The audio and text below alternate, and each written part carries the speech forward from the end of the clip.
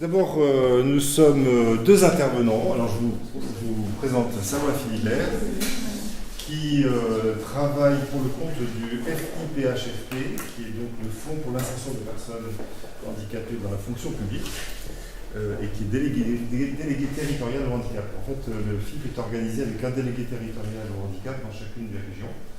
Et voilà, donc il se trouve que Savoie, en l'occurrence, est bien de nous prêter main forte.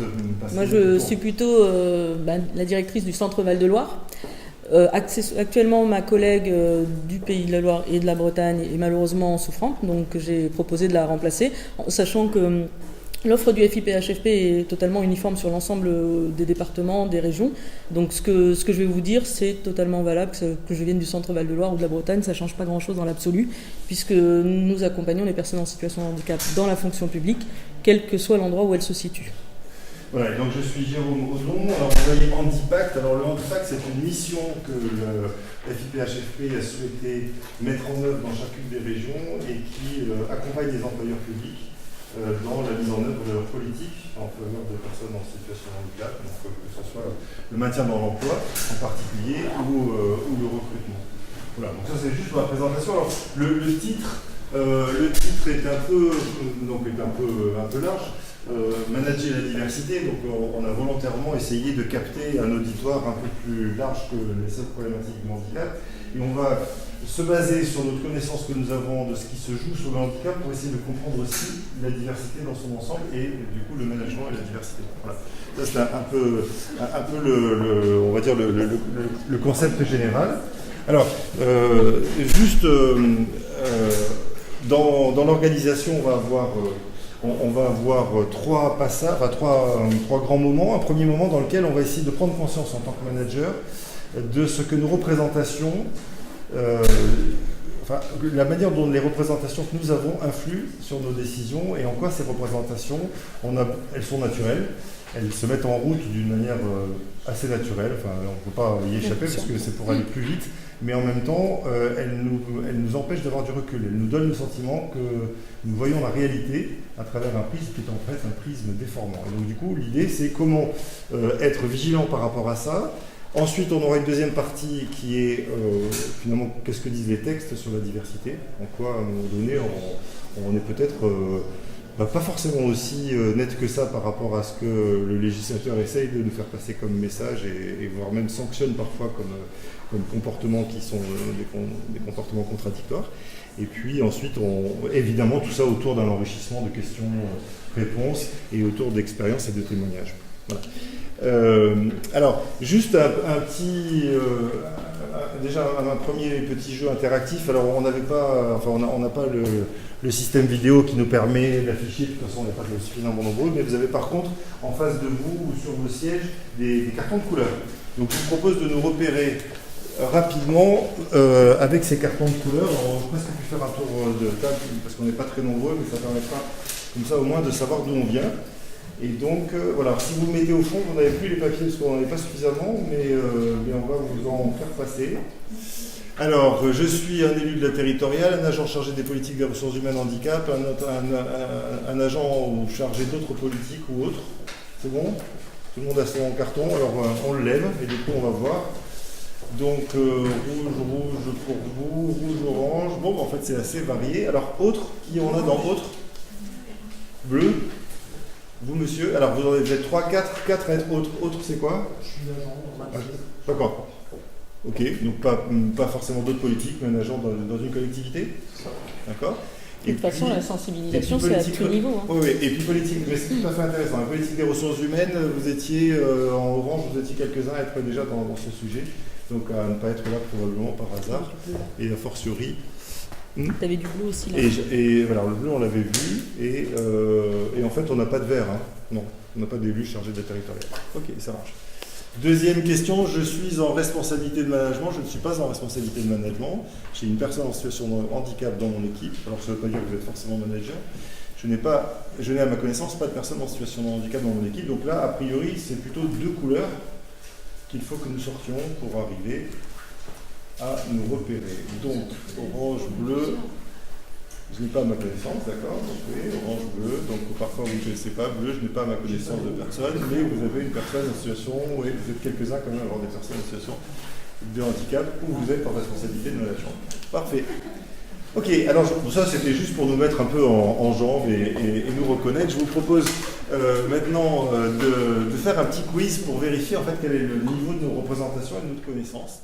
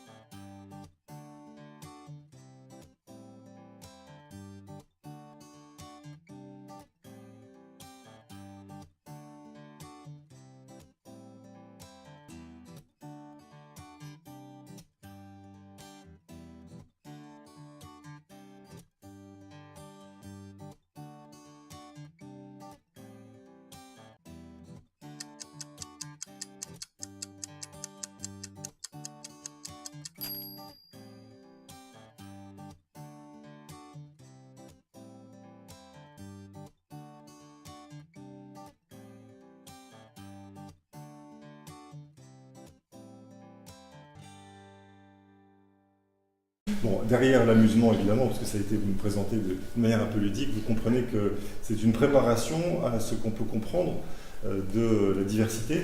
Finalement, on vit des choses qui sont parfois différentes et la représentation qu'on peut avoir sur un certain nombre de comportements, parfois sont tellement loin de la réalité de ces comportements qu'en fait, il faut qu'on appelle une vigilance. Voilà. Ce qui se passe avec le cerveau, c'est que notre humanité s'est construite autour de la capacité à être de plus en plus rapide dans la capacité à détecter les problèmes et les dangers, et notamment les dangers. Quand on était Cro-Magnon, quand il y avait un animal qui arrivait et qui était féroce et qu'on reconnaissait qu'il était féroce parce qu'il avait un regard bizarre et en mettant les crocs, etc., mais il fallait courir très très vite. Voilà. Et puis après, petit à petit, les dangers se sont multipliés et du coup, notre cerveau s'est habitué à être dans une logique d'immédiateté dans la capacité d'analyse et dans la réactivité. Voilà. Et donc c'est ça qui fait qu'aujourd'hui, on le veuille ou pas, on est complètement soumis par notre cerveau à cette espèce de système qui se met en place de représentation immédiate. Alors on va continuer un tout petit peu sur la représentation parce que vous allez voir que c'est assez important comme système simplement mental. Alors, on va parler des préjugés. Un préjugé est une opinion sans jugement, c'est-à-dire un jugement avant, opinion sans jugement. Par exemple, le cœur ne ment pas, la première décision est la bonne, je ne suis pas manipulable. Voilà, je vous en ai donné 3. La première décision est la bonne. Hein. Qui de nous ne l'a pas dit, ça? Voilà, quelle est la rationalité de ce truc-là? Il est reçu, hein. Voilà, il y en a une qui est super importante également dans notre monde d'aujourd'hui, ce qui est grand est important. Le chiffre 9 quand même, c'est mieux que le chiffre 1, enfin en tout cas ça dépend si c'est un as dans un jeu de cartes, mais on est assez d'accord. Alors, c'est pas uniquement avec les chiffres. Par exemple, ici vous voyez, on a 2 anciens présidents de la République, mais un qui l'était et puis un qui a failli l'être. 1m93, 1m90, 1m65. Oui, mais après, on a vu finalement que chaque fois qu'il y avait des photos de Nicolas Sarkozy, pendant tout d'abord la campagne présidentielle, et puis après, eh bien, en fait, on n'avait pas le sentiment qu'il y avait un problème. Mais il est talonnettes. Ah ben, des talonnettes hautes quand même, regardez sa femme, mannequin. Hein, regardez quand on voit les photos ici, ils sont à peu près tous pareils, hein, Schroeder derrière. Ouais, voilà. Ben oui, regardez ce qui se passe en bas. Ben, Nicolas Sarkozy, il savait très bien. Hein. Et alors, il a raison en plus, hein, parce que quand on regarde la corrélation taille-salaire aux États-Unis, je vous donnerai le même tout à l'heure en France, en fait, on voit bien hein, qu'il y a quand même une vraie différence en dollars, ça. En 1943. Et en 1968, eh ben, il y a quelques évolutions, mais parce que du coup, la taille normale, entre guillemets, telle qu'on s'en représente, eh bien, a un peu évolué. Et vous voyez un peu la différence. Et si on regarde en France, eh bien la corrélation c'est celle-ci. Alors il y a un moment donné où dans une certaine taille, on chute un tout petit peu, mais enfin globalement, si vous voulez, la courbe elle est en montant. Hein. Voilà. Alors j'aurais pu vous passer aussi la courbe des salaires entre les hommes et les femmes, parce que le sujet, vous comprenez, on parle ici du handicap, parce qu'il est presque plus facile, d'abord c'est aussi notre sujet, mais il est presque plus facile parce que la représentation elle est un peu grosse. Mais vous pouvez penser à toutes les formes autres de discrimination ou de représentation qu'on peut avoir. Quand on calcule ça, 25 € net mensuel par an. Ah, dommage, 2 cm de plus, j'avais 50 € net mensuel par an de plus dans le salaire moyen. Voilà, alors il n'y a pas évidemment que la taille. On regarde ici la représentation qu'on peut se faire visuelle. Vous voyez ici François Hollande, la cure d'amaigrissement qu'il a dû subir parce qu'il savait très bien que la représentation qu'on se faisait, entre guillemets, des gens un peu bien portants, n'était pas forcément celle qui lui permettait d'avoir le plus de suffrages. Voilà, alors après, dans les préjugés ou les représentations, il y a ce qu'on appelle les pensées routinières. On en a mis quelques-unes tout à l'heure, on a vu à quel point elles étaient fortes. Là je vous en donne quelques-unes qui, à mon avis, sont quasiment partagées par tout le monde si on n'y réfléchit pas, si on ne prend pas cet espace de recul qui permet de dire en fait quelle est la réalité de ça. Les experts émettent des avis autorisés.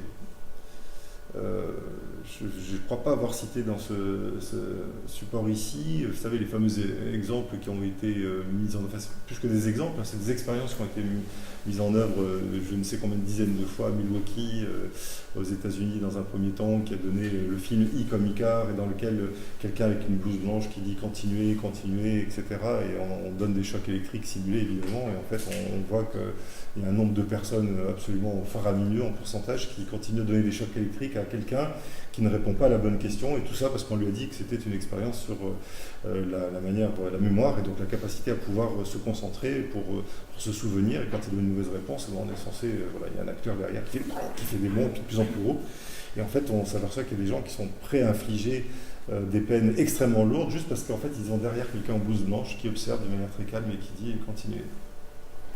Voilà. Les experts émettent des avis autorisés. La majorité a raison. Ça, pour le coup, ça nous traverse tous. Le nombre d'arguments assure la validité du jugement. Il y a 10 arguments pour et un argument contre. Donc, c'est forcément celui qui a le plus. Ce que font les gens bien, c'est bien. En fait, ça nous perturbe un peu ça, parce qu'il y a quand même un certain nombre de choses qui semblent assez évidentes. Les gens sympathiques disent la vérité, ce qui est officiel est important, ce qui est logique est vrai. L'union fait la force, le hasard correspond à une dispersion, la première impression est la bonne, alors celle-ci, on l'a déjà cité. Bon, je les passe, l'exception confirme la règle, etc. Ok. En fait, il est intéressant quand on est dans le management notamment, mais quand on est dans la relation avec les autres, de manière générale, d'être en capacité régulièrement de prendre conscience de ce qui se joue. Non pas de dire, oh là là, il y a des gens qui sont mauvais, ils ne sont pas capables de prendre du recul. On est tous traversés par ça. Mais de faire la différence entre ce qui est du jugement et ce qui est de l'opinion, de ce qui est réfléchi, de ce qui est irréfléchi. Voilà, de ceux qui nous demandent de prendre du temps pour essayer de poser le cas de la rationalité et qui au contraire est quelque chose d'un peu automatique, qui certes effectivement nous économise de l'énergie, mais qui en l'occurrence risque de nous dévoyer de la vérité, enfin en tout cas de ce qu'on recherche ou de la justice. Voilà.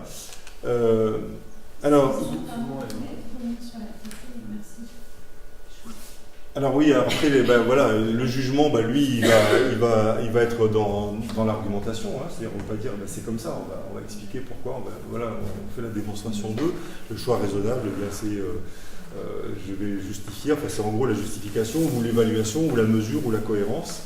Et là, ça fait appel, ça fait appel notamment à la raison. Et puis le préjugé va être au contraire l'heuristique, ce qu'on a vu tout à l'heure dans les pensées, hein, les stéréotypes, les représentations, au contraire la routine, les habitudes, les apparences, les impressions, etc. Qu'est-ce qui fait qu'une personne est dans les préjugés? Qu'est-ce qui fait que les personnes est dans, alors en fait, dans les préjugés. Alors en fait, oui, alors on est tous dans les préjugés. C'est-à-dire, ce qui est intéressant à comprendre ce matin, c'est que on ne peut pas s'en défaire. On peut simplement essayer d'être vigilant par rapport à ce qui se joue en matière de préjugés et d'essayer d'inoculer régulièrement pour nous comme pour les autres. En fait, c'est ça que j'essaie de vous dire, c'est qu'il n'y a pas de gens qui seraient des personnes qui n'auraient pas de préjugés et qui seraient... ou alors c'est un chemin d'ascèse absolument incroyable. Enfin, on a tous à tendre vers ça d'ailleurs, hein, c'est une vraie invitation. Mais globalement, on n'est pas avec des gens qui, en fait, ont des espèces d'opinions. Alors, on peut renforcer l'un comme on peut, au contraire, le diminuer. Voilà.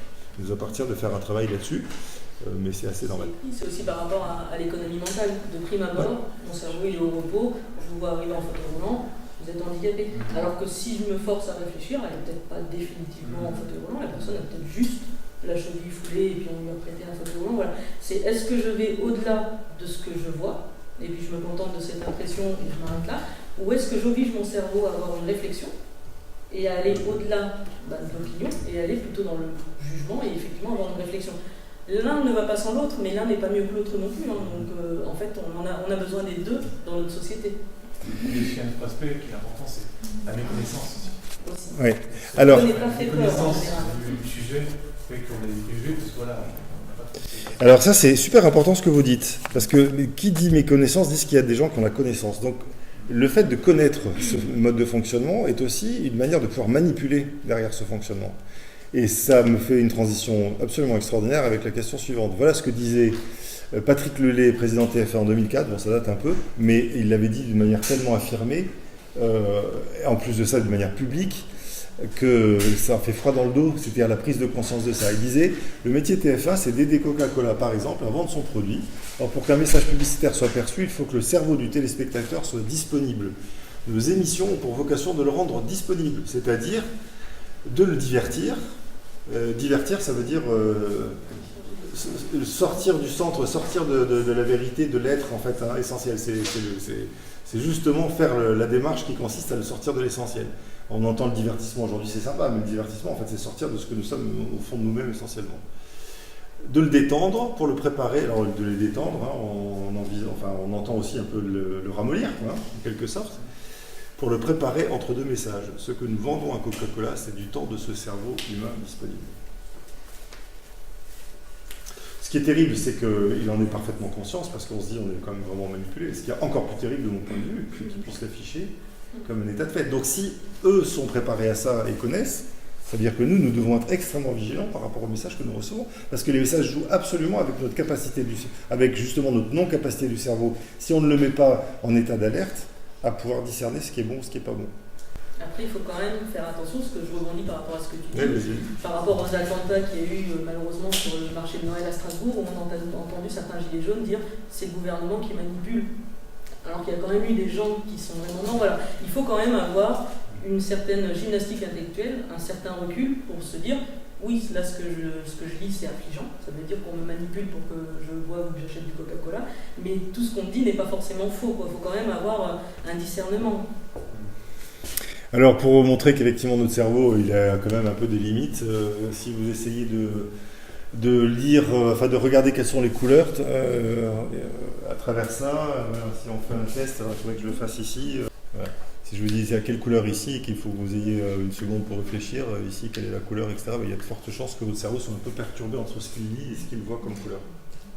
Faites l'expérience comme ça entre vous. Mais...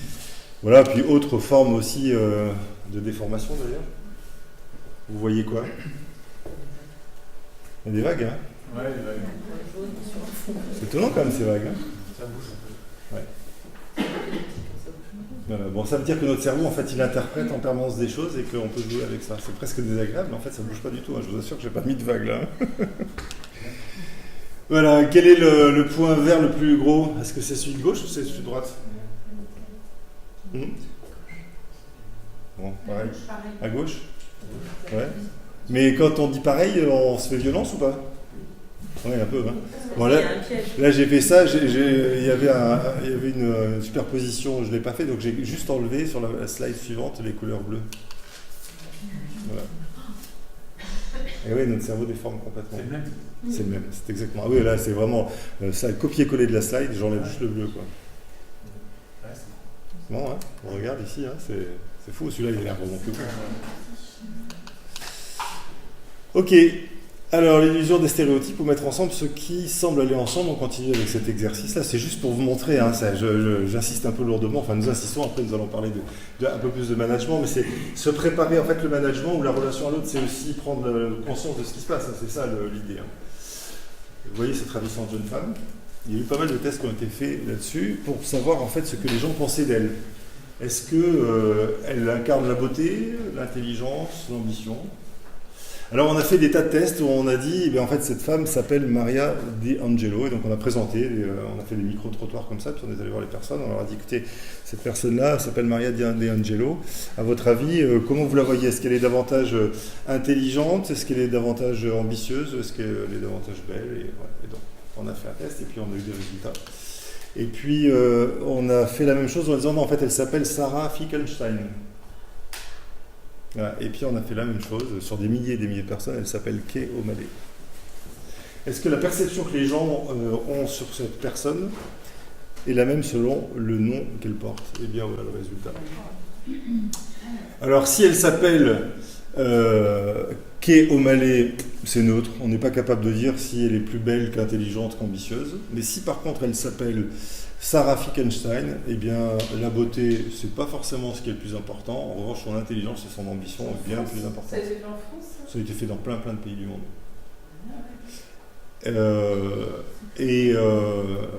Oui, je pense qu'en France, on devrait avoir à peu près les mêmes représentations. Et si elle s'appelle Maria Di Angelo, sa beauté surprendre le reste. Voilà, hein, c'est Si vous regardez par rapport à vos vécus, combien d'entre vous ont des enfants et combien se sont dit, quand je choisis le prénom de mon enfant, je regarde ce que ça veut dire, je regarde combien de fois il est porté, qu'est-ce qu'on fait, les Jérôme célèbres et ainsi de suite. On est influencé partout dans notre société. C'est au quotidien, quoi qu'on fasse, il y aura quelque chose qui nous influencera. Bon, puis après, il y a quand même un certain nombre de choses dont on est absolument convaincu. Hein. On voit bien qu'on est quand même un peu pollué par ça. Les femmes sont plus altruistes, plus bavardes, plus intuitives, plus que les hommes. D'ailleurs, vous êtes en majorité, mais là, vous êtes d'accord avec ça? Tu parles plus que moi. Plus intelligent, c'est indéniable, altruiste. Bon, et puis alors, deuxième assertion est encore plus vraie. Les Français sont râleurs, arrogants, beaux parleurs, narcissiques, prétentieux, chauvins. Et on en joue aussi. Voilà, on joue de ça. Mais ça veut dire qu'à un moment donné, on représente un modèle dominant et en fait, on met tout le monde là-dedans, quoi. Alors juste pour montrer à quel point la représentation et le stéréotype peut rentrer en ligne de compte aussi dans l'impact qu'on a sur son propre travail. Il y a un petit exercice qui a été fait de très nombreuses classes, de 6e et de 5e entre 2007 et 2009. Donc voilà, vous voyez cette image-là. On a demandé à ces élèves de se concentrer sur ces donc des élèves où il y avait des garçons et des filles en égalité, et on leur a dit concentrez-vous. Voilà. Et alors dans une classe, on leur a dit c'est un dessin géométrique, donc il va falloir que vous le mémorisiez de façon à le reproduire le plus fidèlement possible. Et donc on a fait faire l'exercice et vous avez 10 minutes pour essayer de reproduire le truc, puis ensuite on a regardé quelles étaient justement quelle était la performance par rapport à ce modèle-là. Et puis, dans d'autres classes, on a dit c'est un dessin artistique. Et donc, on vous demande de le reproduire. Une belote, 10 minutes, etc. Et voilà ce que ça a donné au niveau des résultats selon l'énoncé de la problématique. Quand on disait que c'était un test de géométrie, les garçons, globalement, même s'il y a quand même des résultats qui sont un peu identiques, mais quand même, il y a une dominante, les garçons réussissaient mieux, parce que les garçons, les maths... a priori, ils sont plus fluents, quoi. Enfin, c'est plus facile pour eux. Quand c'est le dessin, c'est des filles, côté artistique. Voilà. C'est fou, hein. Après, il faudrait le faire sur plusieurs lycées. Ah oui, mais ça, là, ils l'ont fait en 6e et 5e. Je vais vous en montrer d'autres, mais c'est pour dire que du coup, ça a été fait de nombreuses fois pour montrer. Et puis, vous allez voir à quel point ça peut jouer en positif comme en négatif. Et là, on commence à toucher le management, parce qu'en fait, on voit dans l'énoncé de la problématique ce qu'on influe ou ce qu'on donne comme impact. De toute façon, je vais prendre un exemple de mon vécu. Moi, j'ai fait Saint-Cyr, donc je suis officier. Et quand j'avais passé les tests de Saint-Cyr, c'était assez drôle. Donc il y avait les tests sportifs qui étaient adaptés pour les femmes, pourquoi pas. Et en fait, pour les tests de géométrie dans l'espace, la note pour les femmes, elle était moins prise en compte que pour les hommes, parce que pour les militaires, pour les officiers supérieurs, d'office, une femme, elle serait moins bonne en géométrie dans l'espace, en tout ce qui était plan, projection. Donc du coup, on était moins notés que les garçons sur cette partie-là. En gros, nous, si on plantait cette partie-là, ça ne nous empêchait pas d'intégrer Saint-Cyr, alors qu'un homme, ça le pénalisait. Et pourtant, ce sont quand même des gens qui protègent notre pays. Et c'est véridique, hein. Ça c'était en 2003 et je l'ai vécu personnellement. Alors sur quoi ça peut jouer, ce genre de stigmates, et de capacité aussi à se les approprier, sur le plan ethnique évidemment. Alors là, il y a eu je ne sais combien de milliers de tests qui ont été menés sur aux États-Unis notamment, ils ont été très friands de ça, noir, blanc, etc. Et pour voir quelle est la représentation qu'ont les personnes. Donc on n'est pas uniquement sur la représentation que je sais pas quoi on peut avoir d'une manière générale sur les personnes, on est aussi sur la représentation que les personnes ont d'elles-mêmes. Et c'est ça qui est important, hein. C'est comment ça se joue là-dessus. La formation scolaire initiale. Je ne sais pas si vous avez pour les uns et les autres des enfants, mais en fonction de l'école qu'ils ont fait, au bout d'un moment, quand ils commencent à avoir un peu d'ambition, ils se disent ah, c'est pas possible, j'ai fait que cette école, ou au contraire, ben non, il n'y a pas de raison que je fasse une autre école. Donc il y a une forme d'espèce de pédagogie positive qui joue ou pas. Sur le chômage et la précarité, vous voyez l'angoisse sur laquelle on se trouve. Hein, combien de fois on peut avoir un regard sur des personnes qui sont en difficulté, on aimerait bien les aider, on a l'impression qu'ils ne font pas ce qu'il faut. Et pourquoi ils ne font pas ce qu'il faut? Parce qu'ils ont tellement incarné en fait cette difficulté-là que... Voilà, les stigmates de genre évidemment, stigmates du handicap bien sûr, parce que c'est le sujet. de la vieillesse, du retraité, des groupes professionnels. Enfin, on peut évoquer ensemble pas mal de choses. En fait, souvent le stigmate de l'échec. Alors, ça fonctionne comment? Ça fonctionne avec un stéréotype qui envoie un stigmate, et le stigmate lui-même, il fait une prophétie autoréalisatrice qui renvoie vers le stéréotype, et en fait, c'est en boucle, et ça grossit. Et donc, on est en permanence sous influence en fait, de ce qui se joue là, sauf si on décide de le rompre. La question, c'est comment on fait pour le rompre. Alors, peut-être qu'on fait un petit break maintenant sur la loi. Je parle sous ton contrôle et tu prends vite le relais si tu le veux bien, Salwa. D'abord, la loi, elle dit quand même quelque chose sur la non-discrimination, enfin sur la nécessité de ne pas être discriminant, c'est-à-dire de ne pas se laisser envahir par ces stéréotypes et du coup les appliquer notamment dans le cadre du travail. Le cadre du travail n'est pas le seul, parce que dans les services publics, on est aussi très mobilisé là-dessus, mais là encore plus évidemment dans le cadre de la relation de subordination et du travail. Constitue une discrimination directe la situation dans laquelle, sur le fondement de son origine, de son sexe, etc., tous ceux qu'on a vus, il y a 23, on va les voir juste après, son état de santé, de sa perte d'autonomie, de son handicap, une personne est traitée de manière moins favorable qu'une autre. C'est la question, par exemple, de la rémunération entre les hommes et les femmes. Ne l'a été ou ne l'aurait été dans une situation comparable. Et alors ça, c'est discrimination directe. Discrimination indirecte, une disposition, un critère ou une pratique neutre en apparence, mais susceptible d'entraîner pour l'un des motifs mentionnés au premier alinéa un désavantage particulier pour des personnes par rapport à d'autres personnes, à moins que cette disposition, ce critère ou cette pratique ne soit objectivement justifiée, ce qui est compliqué d'ailleurs, par un but légitime et que les moyens pour réaliser ce but ne soient nécessaires et appropriés. Voilà. C'est assez indigeste, c'est la loi. Enfin, c'est juste le texte que j'ai repris et j'ai simplement mis ici des virgules parce que la liste est longue et ça s'applique sur l'ensemble de ces critères-là. Et donc pour nous, il est important de savoir repérer sur quoi ces systèmes de stéréotypes jouent et encore peut-être à un moment donné nous-mêmes confrontés en fait, à une forme de discrimination qu'on n'a vraiment pas envie de pouvoir mettre en place mais qui pourtant est en train tout doucement de se dérouler.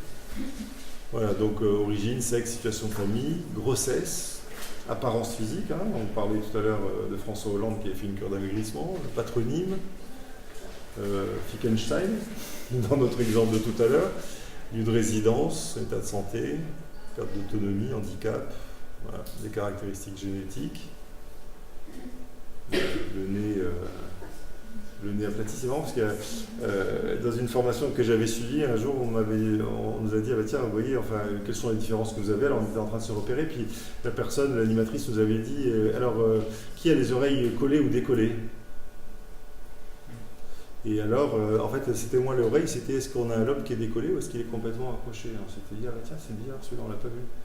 Mais en fait, au bout d'un moment, c'est oui, tiens, on était foutu de manière différente. Enfin, vous voyez, on peut aller très très loin. Il se trouve que dans notre société, ça n'a pas l'air de poser problème, mais ça pourrait dans une autre. Pourquoi pas? Enfin, c'est juste pour vous dire que c'est vraiment de la représentation.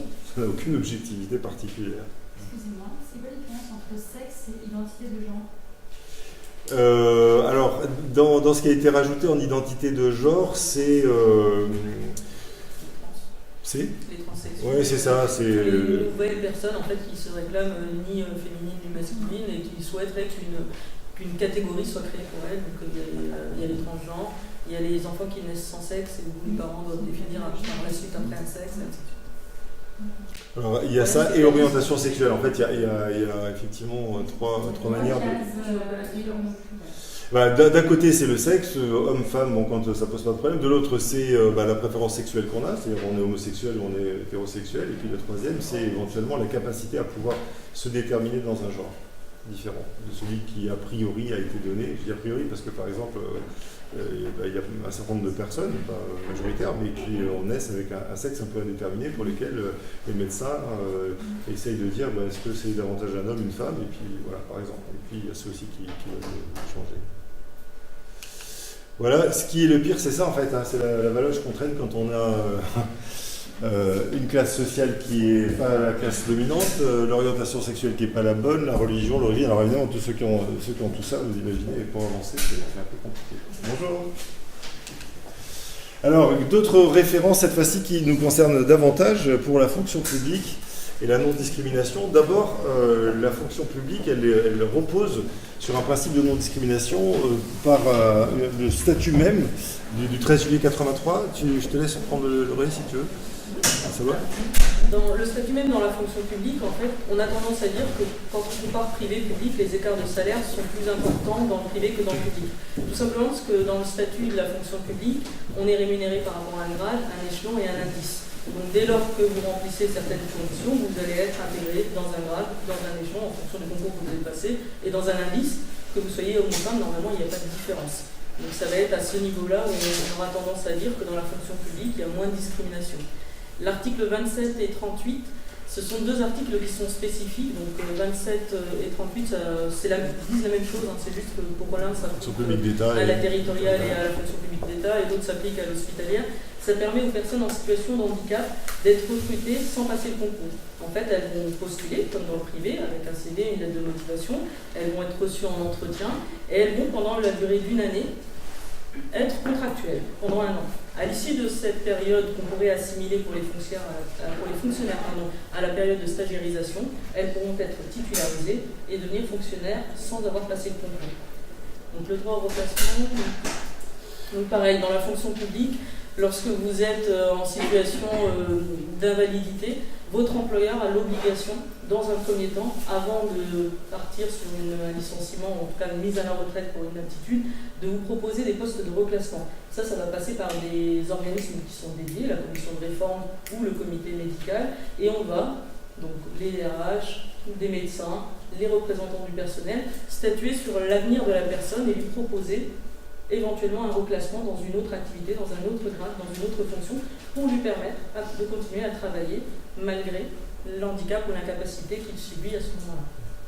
Alors la question du reclassement est une question extrêmement importante dans la fonction publique parce que le statut laisse supposer, je dis bien laisse supposer parce que c'est une fausse croyance aussi, que en fait on est protégé à vie de l'emploi et que, en l'occurrence, à ce moment-là, s'il arrive un accident, une inaptitude, on parlait tout à l'heure des inaptitudes, il se passe quoi? En fait, il ne se passe pas grand-chose puisqu'en fait on est protégé à vie. Ce qui est faux puisque être rayé des cadres, c'est des choses qui sont extrêmement classiques, sauf que dans l'inconscient collectif, il y a deux choses qui rentrent en ligne de compte. Il y a le fait de dire en fait on est protégé, alors l'employeur dit il est protégé, bon, dans l'un et l'autre des cas c'est faux, et ensuite du coup il y a un immobilisme de la part de l'agent qui va peut-être pas chercher à trouver une compétence, enfin à mettre en œuvre ses compétences dans un autre lieu, dans un autre espace, de la même manière que l'employeur va essayer de trouver quelque chose qui va pas forcément valoriser autant qu'il le faut les compétences qui, elles, ne font pas l'objet d'une inaptitude et qui pourraient être optimisées parce que la personne est quand même diminuée. Ou en tout cas,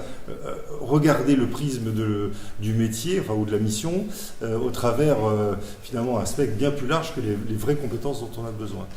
Et il y a énormément donc il y a un vrai engagement de la part de l'État. On a entendu hier le ministre de la modernisation de la fonction publique, Olivier Dussopt, qui disait encore à quel point c'était un sujet de préoccupation. Et donc j'ai pris juste ici les quelques derniers textes les plus récents qui montrent à quel point en fait cette question-là du reclassement est importante. Et en fait la question du reclassement, c'est éviter la discrimination. On est bien dans le sujet et être capable de composer avec la diversité des situations, y compris pour ceux qui sont en situation de handicap. Voilà, donc alors j'ai vraiment pris les plus récents, puisque depuis 83 déjà les choses se mettent en place progressivement. Il y a déjà pas mal, donc on a cité le dernier texte qui permet de passer aussi quand on veut présenter, avoir un emploi de fonctionnaire, on peut éviter de passer par le concours quand on est en situation de handicap. On a un certain nombre de choses qui aujourd'hui permettent justement d'aller plus vite. La circulaire du 28 mars 2017 qui en fait annonce l'arrivée des décrets qui vont suivre derrière sur la période de préparation au reclassement. Est-ce que vous avez entendu parler de ça? Période de préparation au reclassement. Voilà. Avant, quand une personne, il y a une question de position, donc quand la personne était en arrêt maladie, la personne ne pouvait rien faire puisqu'elle était en arrêt maladie, et donc la préparer. Alors si l'arrêt maladie était lié par exemple à un accident, qu'il soit du travail ou pas, et que la période de convalescence soit une période qu'on puisse imaginer propice à essayer de rechercher un job, on ne pouvait rien faire dans la fonction publique, et ce qui n'était pas le cas dans le privé, où on avait un certain nombre d'outils, notamment les fonds GESIF et autres, qui pouvaient préparer via des formations, avec une acceptation évidemment du médecin de santé au travail ou du médecin de conseil dans le privé, et là c'est le cas de médecin de prévention. On avait la possibilité de préparer finalement une préparation justement à un reclassement, parce que l'inaptitude qu'on a ne nous permet plus d'exercer le métier tel qu'on l'a fait aujourd'hui. Voilà. Exemple tout bête, aide-soignant, infirmier ou infirmière qui ne peut plus porter un trouble musculo-squelettique. Cette personne-là a des vraies compétences médicales, de soins, d'accompagnement, mais porter les charges, déplacer les corps, etc., c'est plus possible. Eh bien, à ce moment-là, ça ne veut pas dire qu'on n'est plus capable de faire quoi que ce soit. Ça veut dire qu'on est capable peut-être d'être infirmier ou infirmière dans un autre service, par exemple dans un lycée, un collège, voilà, ou qu'on peut éventuellement aussi avoir une certaine appétence pour faire de la formation, devenir enseignant sur les métiers du soin, ou éventuellement sur le métier administratif, etc. Mais encore faut-il le préparer. Quand on arrive et qu'on rentre au bout de 3 ans, en disant, mais moi je ne vais rien pouvoir faire que de laisser mes collègues porter les charges qui sont inhérentes au boulot dans un hôpital, en fait, on se bloque complètement une capacité à pouvoir en fait être compétent dans une autre mission. Et donc cette conviction-là du législateur a fait qu'il a renforcé les moyens mis en œuvre pour la fonction publique et a dépassé les problématiques de statut et de positionnement en activité ou pas en activité pour aller plus loin. Voilà. Et donc on va retrouver derrière cette période de préparation au reclassement un décret en juin 2018 pour les fonctionnaires d'État, et puis ensuite on va retrouver la même chose très récemment, c'est-à-dire le 5 mars 2019 pour les fonctionnaires territoriaux. Il nous manque juste celle de la fonction publique hospitalière, mais qui nous devrait logiquement suivre. Et puis derrière, il y a tous les textes qui préparent aussi, ou en tout cas donnent la possibilité de prendre ces congés pour invalidité temporaire quand il y a reconnaissance notamment de l'imputabilité de l'accident au service qui a été fait. Ça, c'est dans la fonction publique d'État, avec un décret récent du 21 février. Voilà. Aujourd'hui, ce qu'il faut avoir à l'esprit, c'est que nos législateurs ont évolué. Donc, on a beaucoup travaillé, nous, sur le terrain, pour faire comprendre qu'en fait, quand on est malade, effectivement, il y a toute la partie où malheureusement on doit se soigner, mais il y a eu toute une phase aussi où la maladie s'est stabilisée, où on a besoin aussi de reprendre une activité et de commencer à remettre le pied à l'étrier. On sait aussi que dans notre société, on existe beaucoup à travers notre travail, et permettre à des personnes qui sont certes encore en soins, mais avec l'accord du médecin, de pouvoir avoir une période de préparation pour un reclassement, de pouvoir faire des stages, de pouvoir faire des formations, de pouvoir explorer d'autres pistes, c'est aussi quelque part nécessaire pour son processus de guérison, et ça va lui permettre d'avoir un objectif, d'avoir la possibilité de se projeter et de se dire j'ai quelque chose de bien qui m'attend derrière, ça vaut le coup, il faut que je me batte, il faut que je puisse me remettre, il faut que je puisse avancer.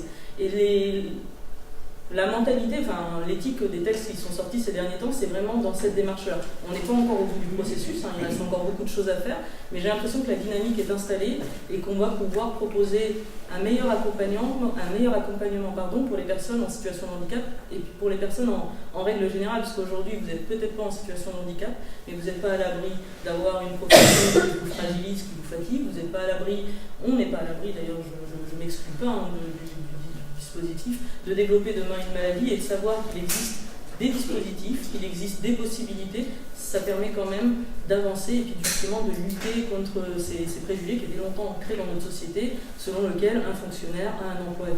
C'est plus vrai aujourd'hui, c'est même plus justifié. Aujourd'hui, on a besoin de voir beaucoup de choses. Moi, j'ai 41 ans, j'ai déjà fait 4 ministères différents. Je sais que j'en ferai encore beaucoup plus parce que j'ai envie de voir d'autres choses, j'ai envie d'apprendre, j'ai besoin de me sentir utile pour mon pays. Et tous ces textes-là, ils vont dans le bon sens, et je pense que pour nous, c'est un vrai plus. En tout cas, pour la fonction publique, je pense qu'on n'a que à y gagner.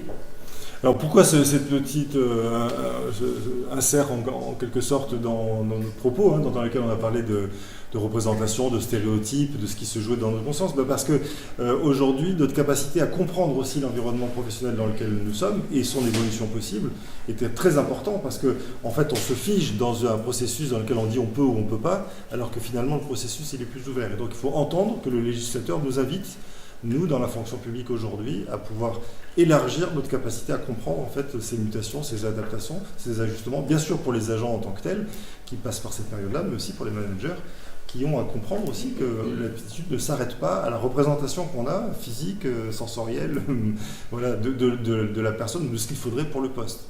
Et donc, de plus en plus, l'exhortation qui est faite par le législateur, c'est de dire réfléchissez en fonction de mission et d'une organisation qui va prendre en compte les différents acteurs. Alors, vous me direz, tout n'est pas encore lissé, c'est un peu compliqué quand on arrive autour des questions de métier, par exemple, dans la fonction publique, compte tenu notamment du système de concours, on est encore dans une représentation qui est un peu figée. Mais c'est en train d'évoluer très fortement, les questions ont été posées encore hier soir avec la conférence auquel nous avons assisté, de dire, eh bien, il faut que petit à petit, on arrive en fait à faire ça, à casser ces carcans, qu'on garantisse la question de l'équité via notamment les concours, parfait, très bien, mais attention à ne pas, à un moment donné, s'enfermer dans un système qui en fait n'est pas le système qui répond ni aux besoins de services pour lesquels nous sommes en mission, ni aux besoins évidemment des personnes qui le rendent. Voilà, alors la question c'était, mais comment on fait pour arriver à échapper à ce qui nous pend au nez au quotidien, c'est pas qui nous pend au nez d'ailleurs, qui nous traverse au quotidien. Et donc avant qu'on puisse échanger là-dessus, pour que vous nous fassiez part aussi de vos expériences, je vous propose d'en observer quelques-uns, quelques méthodes, et puis vous élargirez un peu plus le spectre en disant aussi ce que vous faites dans vos propres pratiques professionnelles pour essayer d'en sortir. Alors, la première méthode d'inoculation, donc l'inoculation c'est comme une espèce de vaccin, hein, c'est comment on fait quand on est dans une situation voilà, de virus qui est en train de passer pour essayer de combattre ce virus. Et donc l'une des méthodes qui est intéressante s'appelle l'effet Pygmalion. Et qui consiste en fait à jouer de cette prophétie autoréalisatrice. Vous avez vu tout à l'heure, on s'est rendu compte que le stéréotype envoyait le stigmate, et ensuite le stigmate, il y avait une prophétie autoréalisatrice qui était une prophétie en fait négative dans le système de la stigmatisation. L'inoculation le Pygmalion, c'est un peu l'inverse. Alors, l'histoire de Pygmalion, vous savez, c'est la mythologie grecque avec Pygmalion qui est Galatée, Galatée étant la sculpture que Pygmalion, le sculpteur, décide, et en fait, le sculpteur est courtisé en permanence par les femmes, mais aucune n'a d'intérêt pour lui, sauf sa sculpture qui est la plus belle, et en fait qui devient, grâce à la déesse, je ne sais plus comment elle s'appelle, Aphrodite, je crois, ou Vénus, et qui, enfin, c'est l'une ou l'autre, mais c'est deux noms différents, et qui devient en fait réalité, un peu comme Pinocchio d'ailleurs. Voilà, pour dire que la personne s'est tellement concentrée sur le modèle. Et donc derrière, il y a cette espèce ça incarne cette histoire-là, qui est une histoire mythologique, une espèce de pédagogie positive qu'on est capable d'inculquer à un moment donné, et qui fonctionne d'ailleurs, on l'a vu avec des enfants, on va le voir sur un certain nombre de tests qui ont été menés. Alors par exemple, ici en bas, vous avez le gain au QI en fonction de ce qu'on avait dit à des enfants, et enfin c'est moins à des enfants d'ailleurs, c'est à des professeurs. Donc en début de classe, alors c'est pareil, on a une classe de CP, une classe de CE1, et il y a eu, enfin je crois, plusieurs tests qui ont été menés là-dessus, mais c'est resté sur ces classes-là, où en fait on explique à des enseignants qu'on a mis en place un nouveau test qui est absolument incroyable, qui permet de mesurer le QI, de savoir quelle est l'intelligence de la personne. Et donc on l'a mis en place et on propose de le faire passer en tout début d'année. Donc le premier jour, en fait, on met ça. Et puis alors évidemment, c'est un peu secret. Donc il y a le dépouillement du test extrêmement scientifique. Et puis ensuite, on va restituer aux enseignants. Voilà, et on va dire, écoutez, chez vous, vous avez 5 personnes. C'est du haut niveau, quoi. 5 enfants, 5 gamins, c'est vraiment, voilà. Et puis après, bon, vous avez effectivement une classe qui est un peu bigarrée, alors vous en avez quelques-unes, et puis on leur dit, voilà, c'est un tel, et puis c'est un tel. Et bien, en fait, le gain moyen au QI total, vous voyez, sur les enfants qui ont été prometteurs, dit annoncés comme prometteurs, et bien en fait, voilà ce qu'il est en CP. C'est-à-dire que dès le plus jeune âge, en fait, quand on donne, et quand on valorise un enfant, et bien on s'aperçoit que son gain en QI est très très important. Il est un peu plus du double. C'est un peu moins le cas après dans les autres classes. Mais vous voyez, ce qui veut dire que pédagogiquement, si en fait on dit à un enfant, franchement, t'es super intelligent, et donc non seulement il n'y a aucune raison que tu n'y arrives pas, mais il y a toutes les bonnes raisons, que tu sois franchement parmi l'élite, elle va devenir l'élite. Cet enfant-là va devenir l'élite. C'est terrible, hein. Donc, cette expérience-là, ça dit quelque chose aussi sur le plan du management, de la manière de pouvoir penser. C'est-à-dire que si on pense quelque chose de positif sur la personne, si on en est convaincu, la personne elle-même. Parce que là, c'est pas l'idée que se fait l'enseignant à la fin de l'année du QI, hein, c'est le QI tel qu'il a été mesuré. C'est donc bien que cette prophétie autoréalisatrice, elle fonctionne évidemment dans la pédagogie positive. On le voit aussi malheureusement dans des exemples plus tragiques, quand on dit toujours à un enfant tu as un droit à rien, tu feras rien de ta vie. Malheureusement, quand on regarde les statistiques, même si on n'a pas le droit d'en faire dans le milieu pénitentiaire, on en a quand même, on se rend compte que souvent les personnes viennent de milieux défavorisés où on n'a jamais valorisé ce qu'ils pouvaient être, ce qu'ils pouvaient faire, et quelque part, inconsciemment, ça joue, et ça joue vraiment concrètement. C'est valable, merci de le préciser, c'est valable évidemment dans les deux sens. C'est-à-dire, tu ne feras jamais rien de ta vie, c'est évident que ça va fonctionner, quoi. Et donc, si on a dans nos équipes des personnes dont on est convaincu qu'ils ne feront rien de leur vie, parce que de toute façon, c'est trop tard, c'est-à-dire si on a décidé de ne pas se laisser traverser par au moins le doute, et derrière le doute, la volonté de regarder de manière positive un comportement qui nous a choqués, et qu'au contraire, on catalogue la personne dans la représentation qu'on a, on a à peu près toutes les chances qu'elle devienne, en fait, ce qu'on pense d'elle. Voilà. Donc c'est assez terrible, mais c'est comme ça que ça fonctionne. Alors comment ça fonctionne justement? En fait, on a une espèce de cercle, on a une croyance qui nous renvoie à des actions, c'est-à-dire des actes et des paroles évidemment, et qui impactent les croyances des autres et qui reviennent, et qui génèrent les actions des autres, etc. Enfin, on est dans une espèce de cercle qui part du regard, alors que l'autre dessin explique en dessous, qui part du regard. Voilà, quand on est dans un regard positif, et bien en fait on redonne de la confiance, de l'estime de soi. Il y a énormément d'expériences qui sont faites aujourd'hui, ou d'expérimentations en laboratoire notamment. Sciences Po est en train de le faire, par exemple à Paris, où ils ont travaillé sur une cohorte de personnes qui étaient en difficulté autour des problématiques de métacognition et de choses comme ça. Et en fait, ils se sont rendus compte, ils ont fait deux stages, ils ont fait toute une série de stages plus exactement, qui portaient sur la prise de conscience d'un certain nombre de problématiques qu'ils rencontraient, sur le manque de confiance, etc. Et ils ont vu les résultats au fil de l'année, tout au long de l'année, monter énormément, juste parce qu'en fait, ils ont récupéré ce qui était une carence au départ, comme étant un levier de développement, et ensuite ont travaillé sur ce levier avec les individus, qui du coup ont travaillé sur leur confiance, et la confiance a amené les résultats. La motivation, l'énergie, l'action, etc. Et le succès. Voilà, c'est peut-être pas encore publié parce qu'on y participe un peu, mais vous verrez probablement les suites de cette expérimentation qui a été menée avec McGill et qui est extrêmement intéressante. Alors, que faut-il corriger? Vous l'avez compris, ne corriger que le négatif, faire grandir le positif. Donc, Pygmalion, c'est celui qui colore positivement le monde aux yeux d'autrui. C'est-à-dire, nous, on a plutôt tendance à le regarder comme ça, ce qui ne va pas bien, la bouteille est à moitié vide. Alors qu'en fait, ce qu'il faut mettre en valeur, c'est surtout la bouteille à moitié pleine. Alors, ça ne veut pas dire que ce qui ne fonctionne pas, on ne doit pas le pointer, mais on doit le pointer comme un axe sur lequel on est confiant sur le fait que la personne va pouvoir améliorer ça. Mais au contraire, valoriser évidemment tout ce que la personne va pouvoir aller chercher comme type d'énergie et comme type de ressources à travers ces points positifs. D'ailleurs, le langage de l'administration a beaucoup évolué. Aujourd'hui, on ne parle pas d'échec, on parle d'axe de progression. Quand on reçoit les agents en évaluation annuelle, on leur dit, votre axe de progression, c'est celui-ci. Comme quoi, le manager a confiance. Par contre, la personne peut y arriver et le manager est là pour l'accompagner. Et effectivement, les terminologies ont beaucoup évolué et c'est quelque chose où on voit vraiment une différence, quoi. Sur le plan sémantique, la France n'est pas terriblement très avancée sur ces formes interro-négatives, etc. Je veux dire, il y a quand même des langages autres qui sont structurés pour être bien plus positifs et ça joue.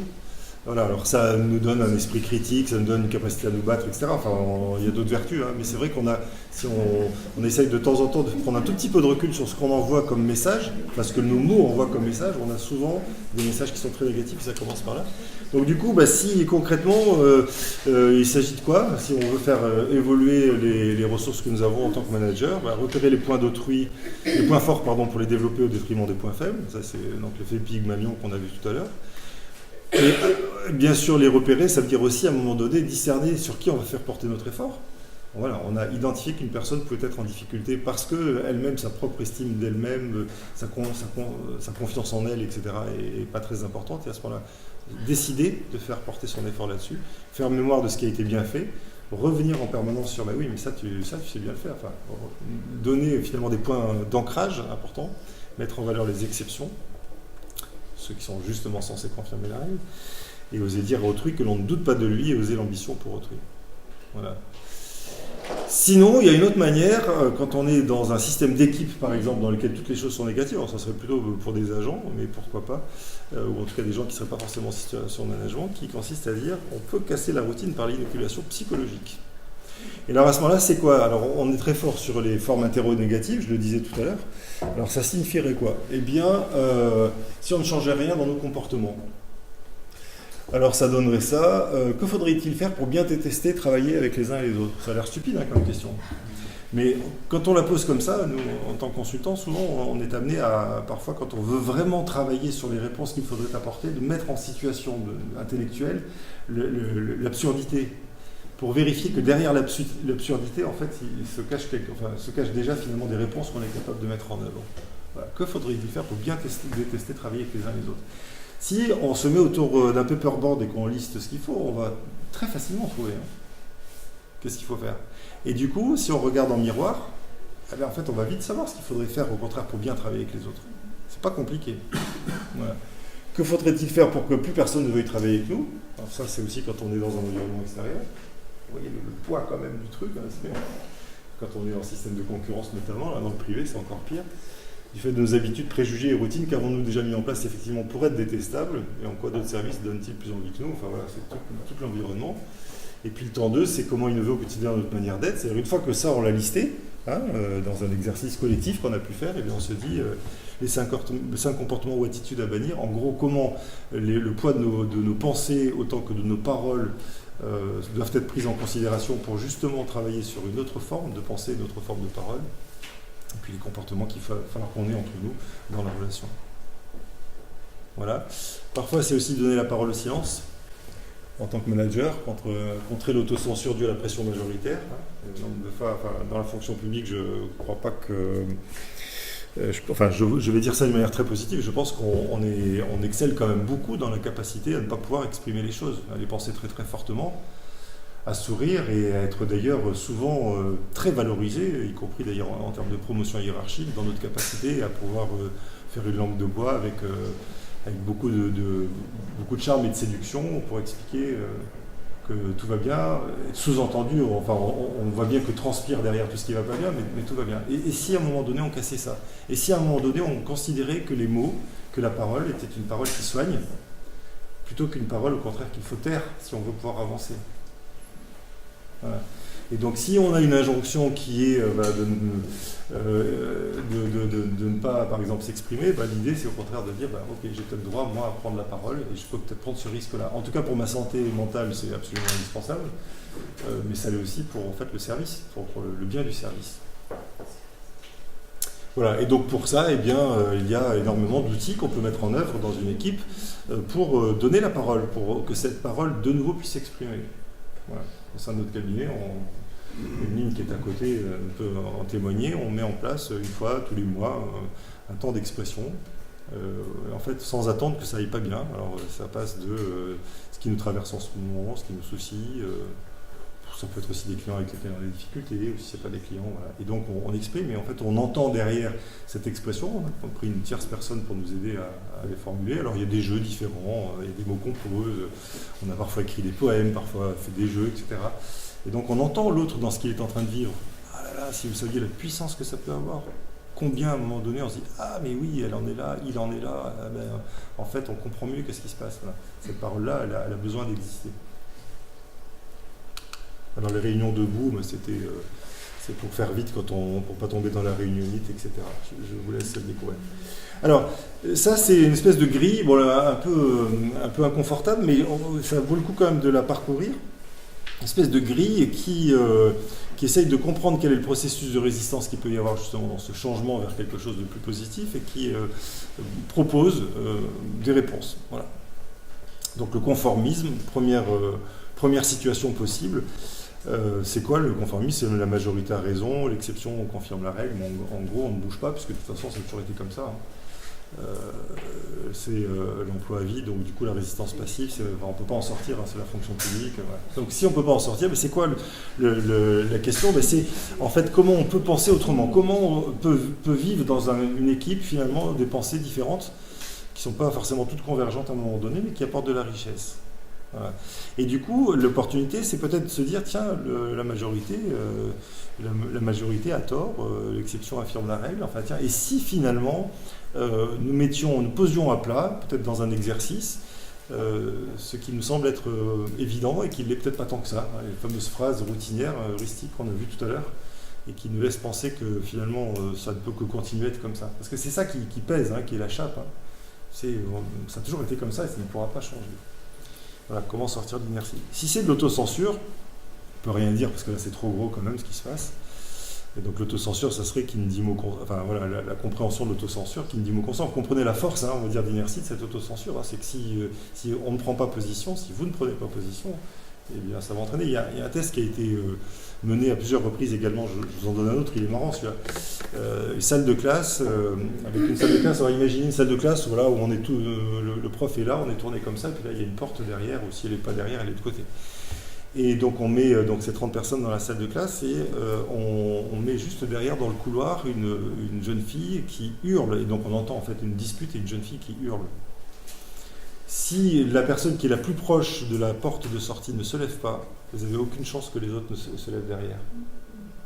Ça veut dire qu'en gros, on considère par exemple, là dans notre pensée, ça fait partie des biais hein, de notre manière de réagir, que en fait il faudrait qu'on fasse quelque chose, mais celui qui devrait le faire en premier c'est ça. Mais ça marche de la même manière dans une équipe. Si celui qui semble être le plus autorisé ne le fait pas, ben les autres ne vont pas le faire. Et ça se perpétue, et ça se renforce. Et donc on est dans le même système. Voilà, donc redonner la parole au silence, c'est peut-être intéressant de savoir que ceux qui ne parlent pas ont quand même quelque chose à dire, et voir de quelle manière on peut leur permettre aussi d'avoir cette expression. La routine, pour vivre heureux, vivons cachés, comment l'inoculation on la vit, hein, pour vivre heureux, prenons des risques, et ben tiens, finalement, si notre vie était plus belle, si à un moment donné on se mettait en zone d'inconfort, et pourquoi cette zone d'inconfort, elle va nous permettre de trouver des réponses, et notamment par rapport aux menaces qui peuvent exister aujourd'hui. Contraintes budgétaires, l'agilité, les grands termes qu'on voit à chaque fois, il faut qu'on soit agile, oui, mais c'est quoi ça sort de la routine, mais comment on fait pour la gérer de manière intéressante? La pensée y réfléchit, ne remettez pas à demain les décisions que vous pourriez prendre le jour même, ou jamais. Donc ça c'est la lenteur, la nuit porte conseil, ouais. Comment prendre du recul, c'est ce qu'on vous invite à faire tout au long. Voilà, rôle et mise en scène, chacun chez soi, et les poules seront bien gardées. Ben non, en fait, on décontextualise et on essaye de voir comment on change justement ce contexte-là. Et puis la stigmatisation, on en a beaucoup parlé avec Pygmalion notamment. Questions par rapport à ça? Enfin, ou questions ou interventions plutôt d'ailleurs, je ne sais pas si ça suscite des questions. Ça vous parle? Ok, alors dernier, et puis après je vous embête plus, enfin nous vous embêtons plus avec les slides, mais c'était juste parce que c'était important aussi de rentrer un peu là-dedans. Je vous propose de rentrer dans le petit quart d'heure. On a encore un quart d'heure, c'est ça, hein, je pense logiquement 10 minutes, un quart d'heure. Peut-être un peu dans l'échange autour justement de cette posture de management et de la diversité. Vous voyez, on a pris quelques biais, le handicap, mais pas que, les représentations, les stéréotypes. En fait, dans les différents points, ils ne sont pas exhaustifs, hein, mais c'est quelques-uns qui me semblaient assez importants dans les différentes missions qu'on a pu, qui nous ont permis d'observer ce qui se passait. D'abord, dans la fonction publique, il y a quand même, de mon point de vue, mais je te laisse aussi prendre le relais, Salwa bien sûr, quelque chose qui est de ne pas surinterpréter la loi. C'est fou, on a juste à côté, là, un peu plus loin, une avocate qui défend les agents, enfin d'ailleurs travaille aussi avec les employeurs, en cas de contentieux. Mais si vous saviez en fait ce que... Alors nous on l'a emmené plusieurs fois, on l'a fait tourner dans notre fameux réseau Handipact. Et donc on avait des DRH et donc assez rapidement il y avait un certain nombre de propos qui étaient plutôt des propos de management, voilà comment il faut faire, etc. Et donc très rapidement on a vu des dirigeants ou des DRH dire ah non mais attendez ça on n'a pas le droit de faire, notamment c'était sur les questions de reclassement.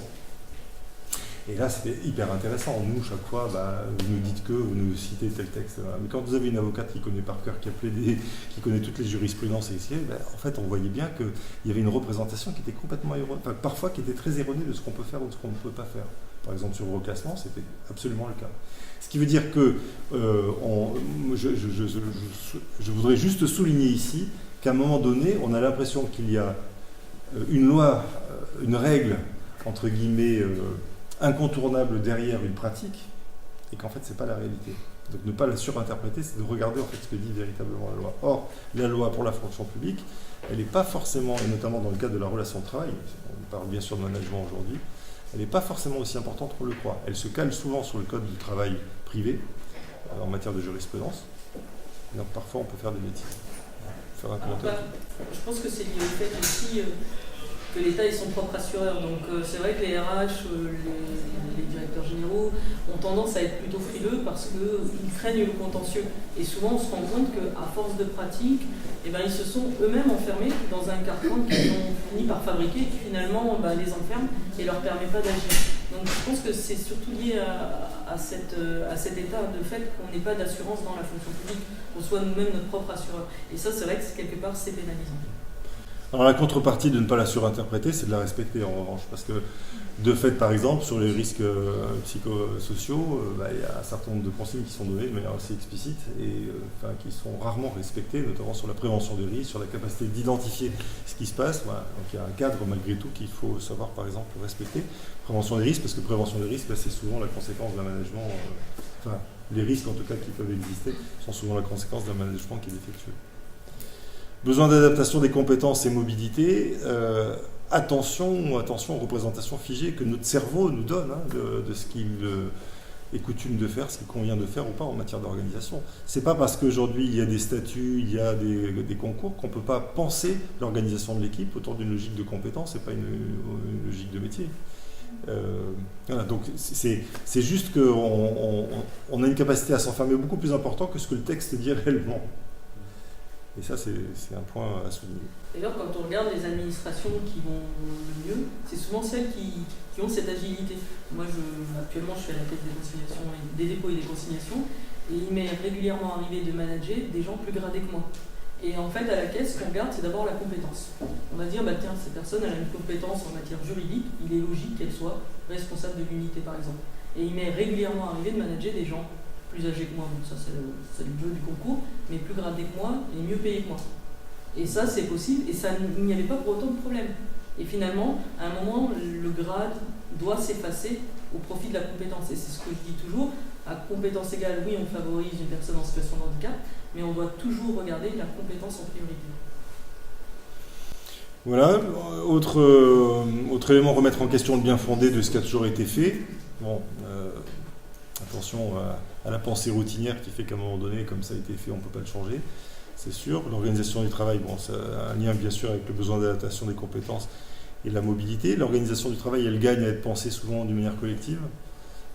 Ça ne veut pas dire qu'il y a un amalgame entre la manière de pouvoir faire émerger des réponses et la manière de décider, en tout cas la décision in fine, mais ça veut dire que c'est important, mais ça vous le savez. Prendre le risque d'interroger, c'est juste pour faire un lien avec ce qu'on a vu déjà jusqu'à présent, prendre le risque d'interroger les individus, franchement, qu'est-ce qu'on perd à ne pas les interroger, et qu'est-ce qu'on perd aussi à ne pas demander de feedback quand on est manager.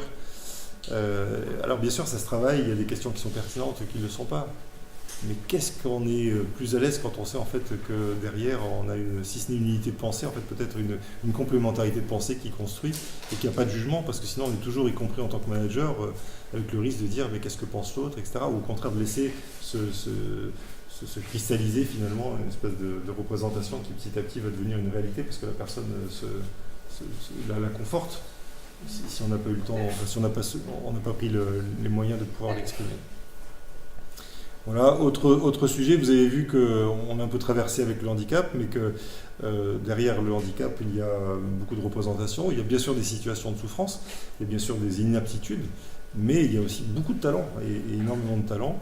Et en fait, quand on regarde bien, au départ, on a commencé en disant il y a 15% simplement de personnes qui naissent en situation de handicap, donc ça veut dire que globalement, on est tous potentiellement exposés à devenir en situation de handicap, et finalement, quand on regarde bien, c'est la vie qui est comme ça. Donc aujourd'hui, être dans une logique de compétitivité, d'efficacité, il faut être fort, il faut résister, il faut se montrer sous le meilleur jour, etc. C'est quelque part nier la réalité de la vie qui est aussi faite de vulnérabilité. Alors bien sûr qu'il faut renforcer les points forts, on l'a vu aussi, mais ne pas prendre en compte les points faibles, les nier ou faire semblant qu'ils n'existent pas. Et quand on dit les points faibles, c'est pas forcément des faiblesses, c'est aussi ce qui nous traverse en termes de sensibilité, en termes d'émotion, c'est extrêmement dangereux. c'est extrêmement dangereux parce que du coup ça renforce la discrimination qu'on va pouvoir porter auprès de ceux qui essayent de l'exprimer. Et puis en termes d'humanité, c'est petit à petit, c'est en train de déguiser une espèce d'humanité qui serait plus capable de pouvoir, dans la relation de travail par exemple, vivre des émotions, vivre des moments où c'est plus dur que d'autres, etc. Et puis peut-être des moments où cette sensibilité-là dit quelque chose de très intéressant pour le collectif. Et être vigilant aux signaux faibles, c'est ne pas croire qu'à un moment donné, quand les choses expriment, y compris quand on est très très fort dans certains environnements pour faire semblant que tout va bien tout en disant que ça ne va pas bien, attention à ces signaux-là qui disent souvent il est urgent d'aller prendre la température de ce qui se joue réellement dans le cœur et dans les âmes de chacun.